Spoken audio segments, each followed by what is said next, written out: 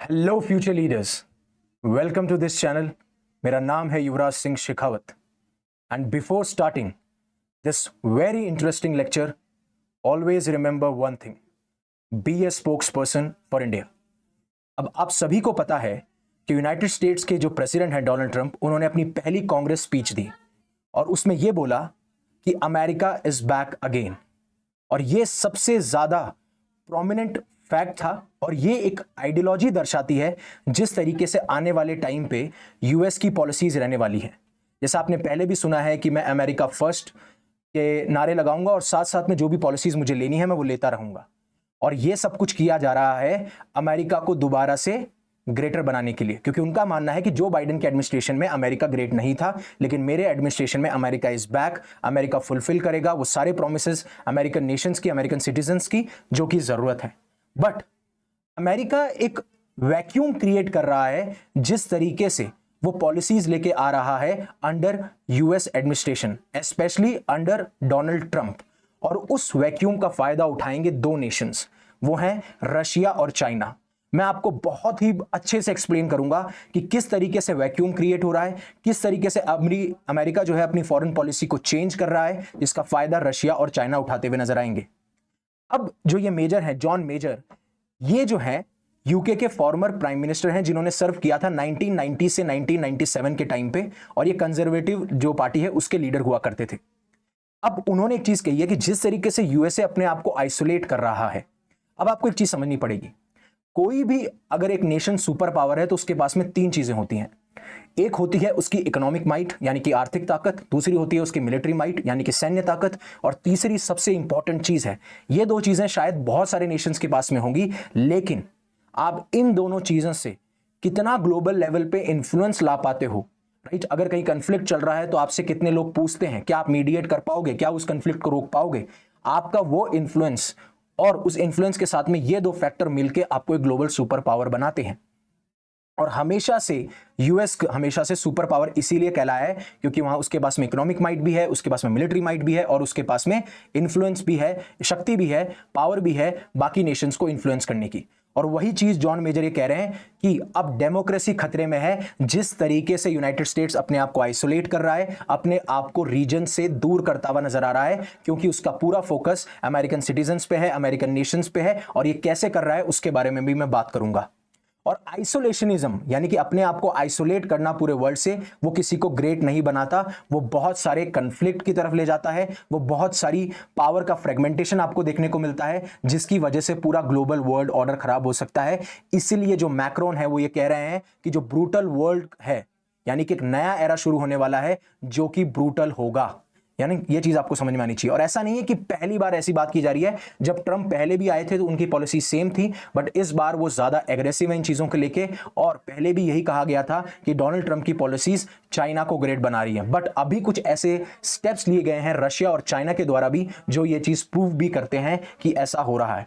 अब आपका पूरा का पूरा ध्यान इस मैप पे होना चाहिए, क्योंकि मैं आपको स्टेप बाय स्टेप बताऊंगा कि किस तरीके से यूएसए ने अपना इंफ्लुएंस बढ़ाया और अब इंफ्लुएंस अपना वो कम करता जा रहा है, यानी कि अपने आप को वो कैसे विड्रॉ कर रहा है इन रीजन से। अब स्टेप बाय स्टेप चीजों को समझिएगा। पहली चीज, चाइना हमेशा से कंपीट करता हुआ आया है यूनाइटेड स्टेट्स से। जिस तरीके से हमेशा चाइना चाहता है कि उसकी जो पावर है वो धीरे धीरे हर रीजन में बढ़े और वो भी यूएसए की तरह एक लीडिंग पावर निकल के आए इस ग्लोबल वर्ल्ड ऑर्डर के अंदर। अब क्यों चाइना ऐसा है? क्योंकि पहली बात एक आपको समझनी पड़ेगी, वर्ल्ड मैन्युफैक्चरिंग हब है चाइना। दूसरा, जो ग्लोबल सप्लाई चेन है उसका सेंटर अगर किसी को कहा जाता है तो चाइना को कहा जाता है, क्योंकि मेन रीजन उसका है कि उनके पास में 75% रेयर अर्थ मिनरल जो है उनका रिजर्व्स है, वो उस पर होल्ड करते हैं और इस वजह से ये ताकत बन जाती है। राइट, एक तरफ आप मैन्युफैक्चरिंग हब हो और दूसरी तरफ जो मैन्युफैक्चरिंग के लिए आपको मटेरियल चाहिए, जो पूरे नेशंस, सारे नेशंस को चाहिए वर्ल्ड ऑर्डर के अंदर, वो सारे भी आपके पास में है। अब दिक्कत क्या हो रही है कि यूएसए जिस तरीके की पॉलिसी अपना रहा है, पहली चीज आप समझिए, ये है यूएसए, राइट, और अलास्का भी उसका पार्ट है। अब कनाडा और मैक्सिको जो उसके एलाय हैं वो उनको एडवर्सरी बना रहा है। एडवर्सरी कैसे? जिस तरीके से यूनाइटेड स्टेट्स ऑफ अमेरिका ने ट्रेड वॉर छेड़ दी है, जब उन्होंने कहा है कि अब मैं कनाडा और मैक्सिको के ऊपर टैरिफ्स लगाऊंगा, और वो लगा भी चुके हैं, और वो टैरिफ्स अराउंड 25% है। राइट, जिससे कि इनका मकसद तो ये है कि ये जो यूनाइटेड स्टेट्स ऑफ अमेरिका की जो मैन्युफैक्चरिंग या जो डोमेस्टिक कंपनीज हैं उनको प्रोटेक्ट कर सके, क्योंकि इनके माल जब एंटर करते हैं तो जो डोमेस्टिक कंपनीज के प्रोडक्ट हैं वो उतने कॉम्पिटिटिव नहीं रहते, और उसी वजह से उनके मार्केट में जॉब्स क्रिएट नहीं हो पाती, क्योंकि जब उनके प्रोडक्ट कॉम्पिटिटिव नहीं रहेंगे तो डिमांड नहीं बढ़ेगी, डिमांड नहीं बढ़ेगी तो उसको सप्लाई करने के लिए, उस डिमांड को फुलफिल करने के लिए क्यों वहां की जो इंडस्ट्रीज हैं वो लेबर की डिमांड करेंगी। तो उनका मकसद ये है कि मैं इस तरीके से डिमांड जनरेट करूंगा, डिमांड जब जनरेट होगी तो लेबर की डिमांड भी बढ़ेगी और उससे मैं जॉब्स दिला सकता हूं और अमेरिका को ग्रेट बना सकता हूं, यानी कि मैन्युफैक्चरिंग हब में भी हम आगे निकल सकते हैं चाइना से। पहली चीज ये, तो यहां पे वो क्या कर रहा है, अपने एलाइज को वो एडवर्सरी बनाना है, इस रीजन की बात हो गई, ठीक है। अब दूसरी बात यह है कि ये जो आप लैटिन अमेरिका देख रहे हो या फिर सेंट्रल अमेरिका देख रहे हो, इसमें क्या होता था कि आपको पता है कि यूसैड यानी कि United states agency for international development, ये उनकी सबसे बड़ी एजेंसी है जो कि कहीं ना कहीं एड देती हुई नजर आती है, जिसमें कि इंटरनेशनल लेवल पे डेवलपमेंट हो सके। कई नेशंस में ये डेमोक्रेसी को प्रमोट करते हुए नजर आते हैं, कई नेशंस में ये एड देते हैं ह्यूमैनिटेरियन पर्पसेस के लिए, कोई डिजीज आउटब्रेक हो गई उसको कंट्रोल करना हो या फिर हेल्थ केयर सर्विसेज अच्छी करनी हो, सेम वो यहां पे भी करते हैं और सेम वो अफ्रीका के अंदर भी करते हैं। अब जब उन्होंने डिपार्टमेंट ऑफ गवर्नमेंट एफिशिएंसी को सेटअप किया गया, जिसको लीड एलन मस्क कर रहे हैं, उसके तहत उन्होंने काफी सारी फॉरेन एड को बंद कर दिया है, स्पेशली इन रीजन्स के अंदर। अब इन रीजन से जब आप निकल जाओगे, यानी कि जो फॉरेन एड आप दे रहे थे, जो इंटरनेशनल डेवलपमेंट आप करना चाह रहे थे, अब आप वो बंद कर रहे हो, क्योंकि आपको ऐसा लगता है कि ये पैसा बहुत खराब हो रहा था और जो अमेरिकन टैक्स पेयर का पैसा है वो यहां पे वेस्ट किया जा रहा था। बट आपको एक चीज नहीं पता है, एक होती है इंटरनेशनल रिलेशन में सॉफ्ट पावर, यानी कि आप मिलिट्री का ना यूज करते हुए, फोर्स का ना यूज करते हुए आप बाकी कंट्रीज के साथ में अपने रिलेशन अच्छे बनाते हैं और साथ साथ में आपका ग्लोबल इन्फ्लुएंस भी बढ़ता है। तो अब जब आप यहां से विड्रॉ कर रहे हो, पहले मैं आपको बताऊंगा कि विड्रॉ कैसे हो रहा है। तो यहां से आप विड्रॉ कर रहे हो, आप फॉरेन एड अलाउ नहीं कर रहे, आपने बैन कर दी, राइट। जैसे आप कंबोडिया में क्या होता था कि यहां के कुछ नेशंस में, कंबोडिया तो इस साइड है, आपका साउथ ईस्ट नेशन है, तो इस साइड में ये सारी चीजें, यहां पे क्या होता था कि ये एड दिया करते थे, और जब ये एड दिया करते थे तो उससे वहां पे जो भी प्रोजेक्ट चल रहे हैं वो अच्छे और चला करते थे और उनको पैसे की कमी नहीं आती। तो यहां पे उनके साथ में यूएसए का एक ऐसा, मान लीजिए आप, यूएसए को बहुत अच्छा नेशन देखा जाता था इन नेशंस के द्वारा, जिस तरीके से वो एड दी जाती थी। अब यूनाइटेड स्टेट्स के प्रेसिडेंट ये कहते हैं कि जो मैं एड दे रहा हूं, अब आने वाले टाइम पे मैं एड सिर्फ एड पर्पस से नहीं दूंगा, मेरा कोई ना कोई मकसद होगा, जो आपको मैं पहले भी बता चुका हूं कि रशिया यूक्रेन की वॉर में जितना पैसा लगाया गया है उस पैसे को कैसे निकाल रहे हैं, यूक्रेन के साथ में मिनरल डील करके, राइट। ये सारे रीजन समझ में आए। अब यूरोप से कैसे अपने आप को विड्रॉ कर रहे हैं, अब उन्होंने यूरोपियन नेशंस को यह कह दिया है कि आप अपनी सिक्योरिटी का खुद ख्याल रखिए, मैं अब पैसे खर्च नहीं करने वाला।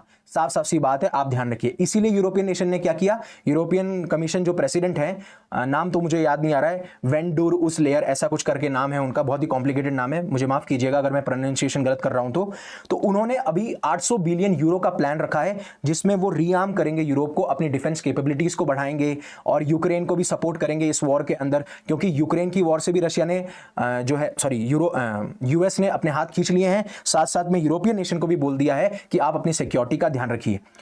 अब ये सारे मैं रीजन से बता रहा हूं, फिर उसके बाद में मैं इंस्टीट्यूशंस पे भी आऊंगा कि कैसे वो इंस्टीट्यूशन से भी विड्रॉ कर रहे हैं, राइट।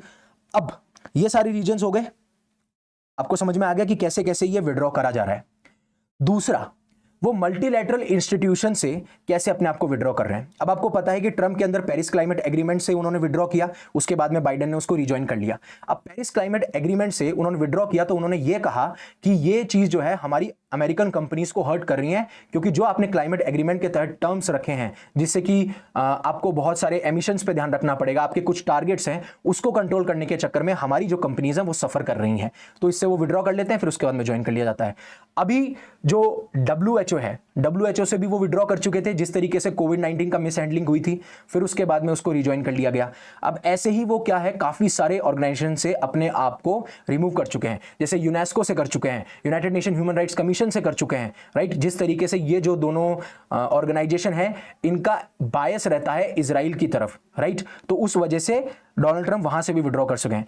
तो क्या हो रहा है, डोनाल्ड ट्रंप यानी कि यूएस एडमिनिस्ट्रेशन डोनाल्ड ट्रंप के अंदर रीजन से भी विड्रॉ कर रहा है, मल्टीलेटरल इंस्टीट्यूशन से भी विड्रॉ कर रहा है, तो एक स्पेस क्रिएट हो रहा है। और आपको एक चीज समझनी पड़ेगी कि जहां पे भी पहले पावर एग्जिस्ट करती थी और अगर वो पावर रिमूव होगी, यानी कि अगर वो यूएस से रिमूव होगा तो वैक्यूम क्रिएट होगा। अब आप ये मत समझिए कि आपने वैक्यूम क्रिएट कर दिया तो कोई पावर आके इसके दोबारा नहीं आएगी, यानी कि इस वैक्यूम को कोई पावर फिल नहीं करेगी। और उसके लिए रशिया और चाइना रेडी हैं, और वो दोनों के दोनों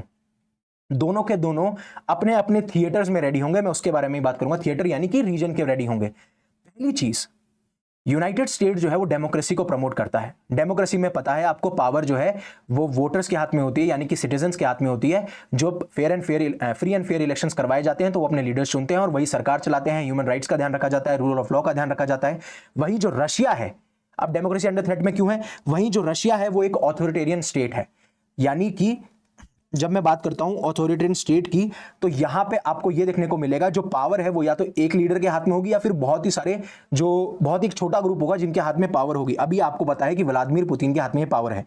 अब जब यूएसएसआर हुआ करता था, उसका जब डिसइंटीग्रेशन हुआ, तो यूएसएसआर एक कम्युनिस्ट रिजीम था और चाइना भी एक कम्युनिस्ट रिजीम है, जहां पे पूरी की पावर गवर्नमेंट के हाथ में होती है, एक सिंगल गवर्नमेंट के हाथ में होती है। वो सारे रिसोर्सेज को ओन करता है, सारी ओनरशिप उसके हाथ में होती है, सेंसरशिप ज्यादा होती है, फ्रीडम ऑफ स्पीच लिमिटेड या रेस्ट्रिक्टेड होती है। ये सारी चीजें देखने को मिलेंगी। अब आप अगर इन थिएटर से, क्योंकि जब यूएसएसआर का डिसइंटीग्रेशन हुआ उससे पहले बाइपोलर वर्ल्ड हुआ करता था, यूएसए एक तरफ हुआ करता था, यूएसएसआर। अब यूएसए ये चाहता था कि ज्यादा से ज्यादा नेशंस में डेमोक्रेसी फैले और यूएसएसआर ये चाहता था कि ज्यादा से ज्यादा नेशंस में कम्युनिस्ट रिजीम ज्यादा फैले। लेकिन ये चीज हो नहीं पाई। जब यूएसएसआर का डिसइंटीग्रेशन हुआ तो यूएसए एक सुपर पावर की तरह उभर के आया। बट अब जिस तरीके से यूएसए अपने आप को विड्रॉ कर रहा है, तो ये देखा जा सकता है कि डेमोक्रेसी जो है वो खतरे में हो सकती है। रशिया और चाइना जो अपनी आइडियोलॉजी है, जो उनका पॉलिटिकल सिस्टम है, उसको जो है ज्यादा प्रोपोगेट करते हुए नजर आएंगे। अब आपको ये चीज समझ में आ गई। अब अगली चीज जो आपको समझनी है, दूसरा है जिस तरीके से यूएसए पहले ये कहा करता था, यूएसए की एक फंडामेंटल पॉलिसी हुआ करती थी कि कोई भी नेशन अगर दूसरे नेशन को फोर्सफुली ऑक्यूपाई करेगा तो हम जो है स्टैंड लेंगे, हम एग्रेशन दिखाएंगे उस नेशन की तरफ जिसने इंटरनेशनल लॉ एंड ऑर्डर को वायलेट किया है। अब जब रशिया यूक्रेन में इन्वेड करता है तो यूक्रेन का सपोर्ट करते हुए नजर आते हैं, इसी वजह से वो करते हैं। और ऐसा ही हमें देखा गया था जब इराकी डिक्टेटर सद्दाम हुसैन जो है वो कुवैत में इन्वेड कर जाते हैं, तो उस टाइम पे यूएस स्टैंड लेता है। बट जिस तरीके से अब डोनाल्ड ट्रंप ये कह रहे हैं कि मैं पनामा को हथिया लूंगा, फिर उसके बाद में मैं ग्रीनलैंड को बाय कर लूंगा ग्रीनलैंड को मैं बाय कर लूंगा डेनमार्क से, ये सारी चीजें जब वो कहते हुए नजर आते हैं तो वो जस्टिफाई कर रहे हैं रशिया और चाइना की जो एक्सपेंशनिस्ट स्ट्रेटजीज हैं। अब रशिया की और चाइना की क्या एक्सपेंशनिस्ट स्ट्रेटजीज हैं कि जो इसके आसपास के रीजन है उसमें डेमोक्रेसी ना आए, उसमें इनकी रिजीम चले, उसमें इनका कंट्रोल चले, प्रो रशियन गवर्नमेंट एस्टेब्लिश की जाए जिससे कि इनको फायदा हो। चाइना वो सेम चीज साउथ चाइना सी में और इंडो पैसिफिक ओशियन में करता हुआ नजर आता है, राइट। ये सारी चीजें आपको समझ में आई। तो ये दूसरा सबसे बड़ा चेंज है। और जो भी मल्टीलैटरल इंस्टीट्यूशन से वो विड्रॉ कर रहे हैं, जो भी इन रीजन से वो विड्रॉ कर रहे हैं, तो ये दोनों नेशन चाहेंगे कि इनका पॉलिटिकल सिस्टम इन रीजन्स में फैले। साथ साथ में आपको पता है कि चाइना के पास में इकोनॉमिक माइट भी है, मिलिट्री माइट भी है, तो अगर उनको हार्ड पावर का यूज करना है, सॉफ्ट पावर का यूज करना है, वो डिपेंड करेगा रीजन टू रीजन, और इस वैक्यूम को वो फिल करते हुए नजर आएंगे। अब ये रीजन्स डिफरेंट मतलब ये जो नेशंस हैं रशिया चाइना, ये डिफरेंट थिएटर्स यानी डिफरेंट रीजन में अपना पावर कैसे एक्सपेंड करेंगे उसके बारे में बात करते हैं। अब आपको पता है चाइना हमेशा से एक काम करता हुआ आया है कि एंटी वेस्ट और एंटी यूएस ब्लॉक्स बनाता हुआ आया है, जिसमें चाइना के पास में कौन कौन है, चाइना के पास में है रशिया, ठीक है, चाइना के पास में है नॉर्थ कोरिया, चाइना के पास में है ईरान, ये सारे हैं। अब यूरोप के अंदर हमें देखने को मिलेगा रशिया का दबदबा, ठीक है, जिस तरीके से अभी मैक्रोन ने भी ये चीज कही है। क्यों? क्योंकि उसको सपोर्ट करेगा चाइना, उसको सपोर्ट करेगा ईरान, उसको सपोर्ट करेगा नॉर्थ कोरिया। वहीं जो मिडिल ईस्ट वाला रीजन है, मिडिल ईस्ट वाले रीजन में क्या है, ईरान अपना दबदबा बनाएगा। ईरान को कौन सपोर्ट करेगा? Again Russia, again China, again north Korea.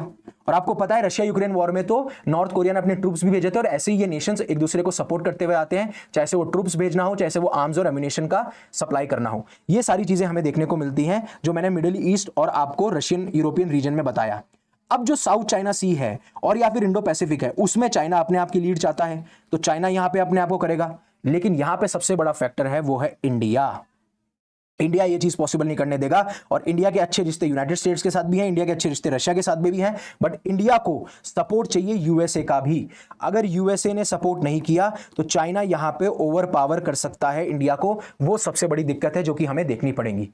अब आपको ये पूरा का पूरा चीज समझ में आ गई होगी कैसे वैक्यूम क्रिएट हो रहा है। और वैसे ही अमेरिका में जो ट्रंप के एलाइज हैं, स्पेशली एलन मस्क, वो तो ये कह रहे हैं कि आप नेटो से विड्रॉ कर लीजिए, यूनाइटेड नेशन से विड्रॉ कर लीजिए, वर्ल्ड बैंक से विड्रॉ कर लीजिए, क्योंकि मोस्टली जो है जो यूएस एडमिनिस्ट्रेशन है या यूएस है, वो इन नेशन जो ये ऑर्गेनाइजेशन है इसमें सबसे ज्यादा स्पेंडिंग करता है, सबसे ज्यादा अपनी ट्रूप्स भेजता है, सबसे ज्यादा अपने एम्प्लॉइज भेजता है। तो हमें ऐसा क्यों करना है जब हमें कोई फायदा ही नहीं मिल रहा। और इसी वजह से उन्होंने धमकी दी थी यूरोपियन नेशंस को भी कि आप अपना 2% ऑफ जीडीपी जो है वो नेटो के अंदर स्पेंड कीजिए, अदरवाइज मैं विड्रॉ कर लूंगा।